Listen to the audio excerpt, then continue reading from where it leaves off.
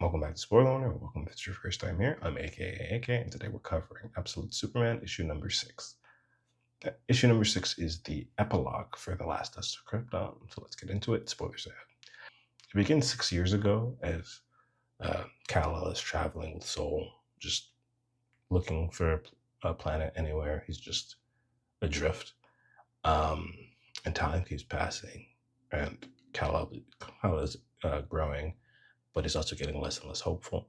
A full 17 months and 14 days pass before he reaches a yellow sun, which he tells Soul to basically just leave him in there and then, or like release him into the yellow sun and just keep going because he's like pretty much done. He doesn't think they'll ever find a planet. As they come closer to the yellow sun, because they're going that way, not because Soul's like, okay, you got it, boss. I'm just gonna chuck you in there. Um, as they get closer, Kal-El starts burning up as the rays from the yellow sun get soaked in and his powers start activating. Soul ends up, because of all the energy, and all the energy still starts crashing down toward Earth. Jonathan and Martha get on the farm and they're talking about how it hasn't rained in days. And then, boom, Kal-El crashes, Soul gets absorbed and is shutting down because something's wrong, and Kal-El falls unconscious. There, Martha nurses him back to health after his power, like in his sleep. He like has basically what seems like a seizure or night terror. He flies in his sleep, or he's floating in his sleep. Heat vision activating. So it's a lot of different stuff. Eventually, when he finally wakes, he zooms out of the room, like bursting through the window, flying and running. And he's like millions of miles away, and somehow he found home because he's right at home in farmland. So the fact that the grains and everything remind him of Krypton. So now he's actively helping out on the farm. He's unable to communicate with them, but he's helping out Jonathan and Martha on the farm. And both of them take a moment to thank him, saying that you saved the other, like Martha saying you saved Jonathan, because when we lost the farm, I thought, wasn't sure what was going to happen to him. He would have made a great father. It's like, you saved Martha. I was worried about her. Then when he's like working on the tractor, at some point, Soul reactivates and he asks Soul to download whatever language that Martha and Jonathan speak, and then to shut up for a minute. And so he introduces himself, and they're happy to have met him.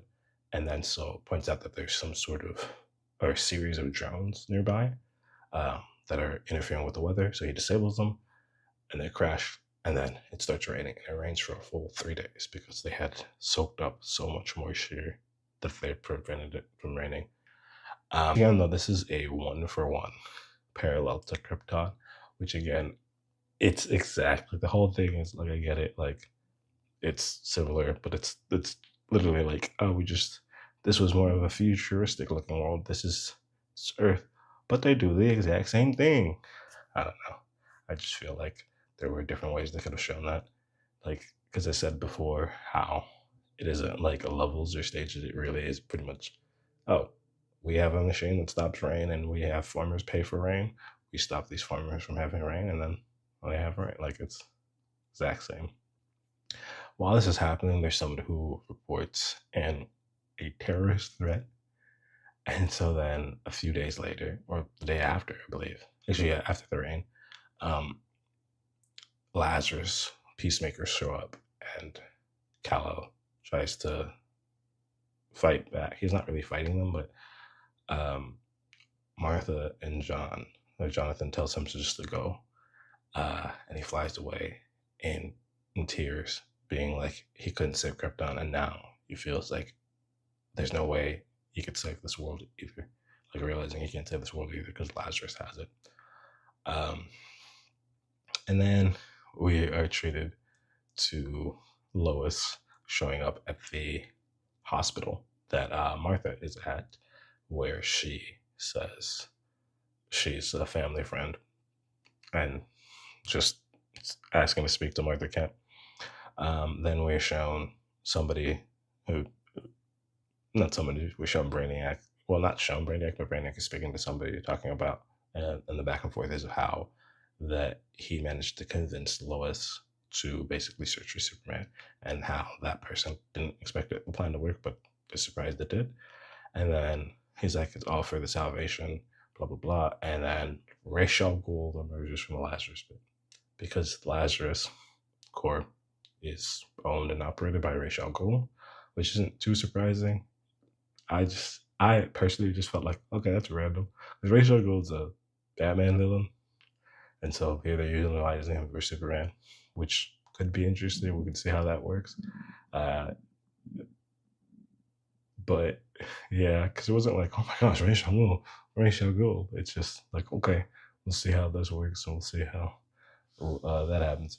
But also, once again, another full. This was a full flashback issue. The series feels like it's allergic to showing present day a Kal-El for some reason, and that's very much something that 6 issues in, so that's 6 months, mind you, that feels very annoying for me because it's just like, why are you not focusing on the present day character? We're not talking about it has to be fights or anything, but he's barely interacted with people in present day, so it's very weird to have 6 months of that. But anyways, hopefully it picks up. The next issue says it's the inside the mind of Brainiac, so I'll finally see Brainiac and probably learn a thing or two about him. Thank you for watching these videos. I appreciate it. See you.